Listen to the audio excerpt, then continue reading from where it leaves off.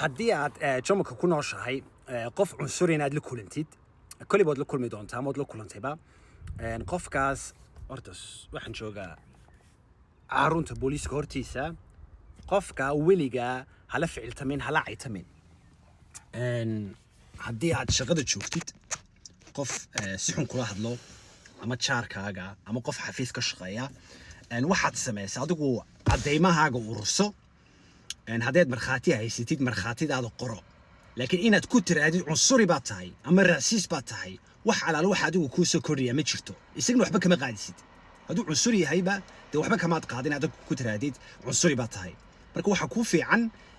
dee haddii dee wadada tahay ama banaanka tahay ama qof kaa hor imaado oo markhaati aad haysatid inaad qofkii dacwaysid haddii xafiis dowladeed tahayna waa inaad qofkii ka sareeyey inaad